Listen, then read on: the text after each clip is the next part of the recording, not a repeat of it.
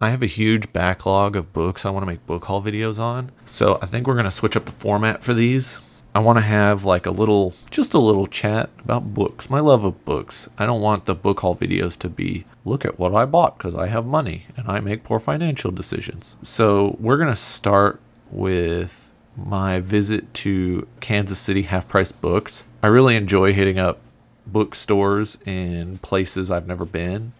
I would love to go to more independent used bookstores that aren't half-price books, but half-price books are the ones that are easy to find. I've already been burned before finding a used bookshop or even like an indie new bookshop, going there and it's not there. It's like, oh, I'm 600 miles away from home and I really wanted to check this place out, but it doesn't exist anymore and Google didn't tell me that. So yeah, I try to go for what I know is a sure bet, and if I happen to be close to one that might still be there, I'll hit it up. And a few of these will be covering independent used bookstores. But let's get going. I now have a very special place in my heart for Poul Anderson. Poul Anderson is a wonderful writer. The Broken Sword, so good. So good. Came out the same year as Lord of the Rings. Here's my hot take, is better. He also wrote Three Hearts and Three Lions, which isn't as good, but it is the OG D&D adventure book. There's trolls, there's a paladin, there's a shape-changing woman who has a little bit of magic powers, there's a dwarf, little helper bro. It's just awesome. You also have the High Crusade, which is a wild story about an alien ship landing on Earth in the Middle Ages in Europe, and the local lord and his knights killing all but one of them and forcing them to use the ship to take them to the Holy Land, and instead he takes them to the nearest planet with his homie still on it, and, you know, wild things ensue. I highly recommend that book if you want a short, quick read. I'll do a review of it, a full review, and I'll break down the whole plot, because, like, the book is fun, and I don't care about spoiling that book. Steven Erikson is one of my favorite writers of all time. And this series, Willful Child, is his parody of Star Trek. And I can't wait to dig into them. I didn't own this one, and now I have it in hardcover instead of mass market paperback like my other two. I will be needing to buy those in hardcover to bring balance to my bookshelf. But yeah, I can't wait to get into these. I love Steven Erikson, and he wrote a parody of Star Trek. What else do I have to say? Like, it's going to be great. I can't wait to read it. I'm a big fan of Harry Turtledove. I didn't know this book existed. I didn't know Isaac Asimov Presents was a book club hardcover edition thing. So I can't wait to get to this. This was also $5.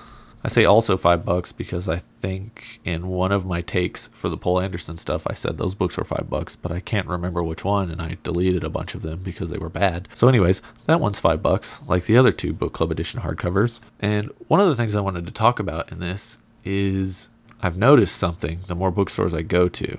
When you go to a city that's old in American terms, not old in European terms, those cities don't exist here. There's a lot more bangers in the vintage book section, like the collectibles and the really old stuff. Where I live in Texas, basically none of this existed until after World War II. So there's not a lot of old stuff in circulation here. And also there's too many people in this state now. So all the good stuff gets bought up super fast. The supply is very low and the demand is very high. So when you go to places like Kansas City, which is an older city, it's an old city, you get a better selection. They had a bunch of books from like the 1890s and stuff. And when those are here, they're like twice as expensive. And generally they suck or are in poor condition or were transported from somewhere like an old city in the East. So when you're in places where there have been cities for longer, I know this sounds stupid now that I'm saying it,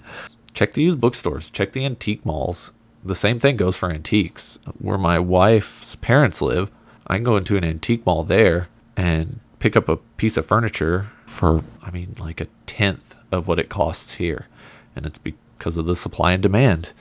And my wife pointed that out to someone here, an antique vendor. We were at a sale, like a parking lot sale for an antique mall, and they were selling one of these like kerosene, like the 3 foot tall kerosene heaters from the 1890s or something, and they wanted like $300 or something insane. And my wife was like, I can pick one of those up in Iowa or Illinois for like $40. Like, why? What makes this one special? Like, why is it 300? And he just wouldn't even engage in conversation with her. He just looked away and wouldn't talk. So yeah, I don't know. Maybe he thought she was trying to barter and lie or something, but no, that stuff's just cheaper in other places. So I highly recommend, if you get an opportunity, if you're bouncing around the country, to check other used bookstores. The neighborhood that Half Price Books in is beautiful.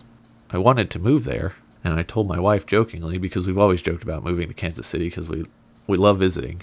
Yeah, we'll just move to a neighborhood near a bookstore, and that'll be it. We'll be happy. And then I looked at the neighborhood, and I was like, ooh, this is about 100% out of my price range. And out of curiosity, I was like, well, it's an expensive place. If I'm not going to move there, but it's like, we could squeak in one of the cheaper houses, and I bet they have good schools. They do not. I did a deep dive after seeing that their junior high and high school were rated 1 out of 10 on grade schools, which I didn't know was possible. But their elementary school was 8 out of 10. I was like, what does this even mean? So I did a deep dive, because that's what you do when you're stuck on the toilet with a cell phone. And the schools were terrible. They lost accreditation in the early 2000s. Another thing I didn't know was possible. I'm not trying to disparage them. Like, they've done a lot of work and the schools are significantly better, but I mean, you can tell with the elementary schools, it's an 8 out of 10, but the junior high and high school are 1 out of 10. So this is going to take a long time to fix. And it didn't really start getting fixed until like 2010. So these things take a lot of time, and it really sucks. The Kansas City Half Price Books is really cool. Like I said, I really like the neighborhood. One of my issues, though, was the layout of the store. It's not like it's different than some of the other stores. It's the layout that I don't like. I've noticed there's like 2 or 3 different store layouts, and this one has the hardcovers on like the tall shelves, and then the paperbacks are on like the short, long shelves that kind of separate the front from the back of the store. And I couldn't find the science fiction and fantasy paperbacks. Like, I was like, well, here's mysteries, here's thrillers. Like, where's the science fiction and fantasy? Like, I like circled around the back and like found the clearance and stuff, and then I just couldn't find them. And then when I get to them, there's hardcovers on display on like the top of the shelves, like this one. And I wouldn't have found it if I would have never found the paperbacks. And I mean, that might just me being sleep deprived and dumb. I'd been up since like 3 a.m. because we were traveling home. But yeah, that was weird. And another thing, we were checking out, and they always have expensive books, behind the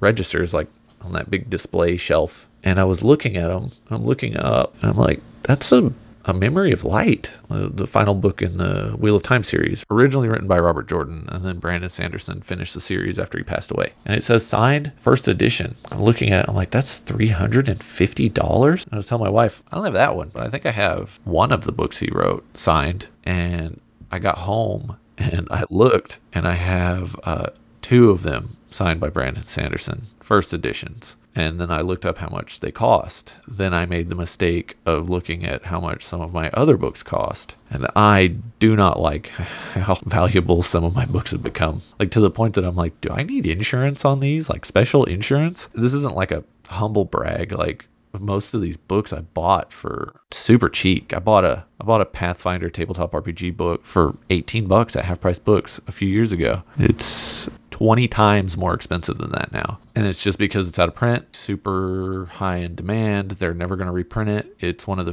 hardcovers that they're not going to print as a pocket edition. So if you want a physical copy, you have to have that copy. And so just weird stuff like that. I noticed, speaking of Steven Erikson, which I'll bring it up again in another video, I missed the boat on collecting the Malazan series at an affordable price by about 5 years. I was buying them 6 years ago. I bought a couple of trades. I happened to get Gardens of the Moon first edition hardcover for $7, and it's in pristine shape. It's like a $50 to $200 book. They're just, I guess the demand is going up and the supply is going down. And so just weird stuff like that. I guess the moral of the story is check your books, see what they're worth. Even if you don't plan on selling them, it's interesting to know. And if you have enough of them, you should probably see about insuring them if you can afford it. And with that, I think we're done. You got any comments about these books, about any other things I discussed today?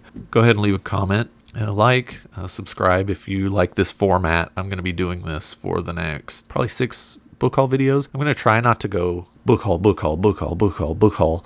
I'm going to try to sprinkle in some book reviews too, but I'm changing the format because I kind of like just chatting about the books, chatting about my experience getting the books. I think that's one of the things that makes collecting anything special, especially books. You visit new places, you visit new bookstores, you get to talk to the people at the store, you get to just experience a new place, and they're always different, and it's always super fun. And with that, I'll see you next time.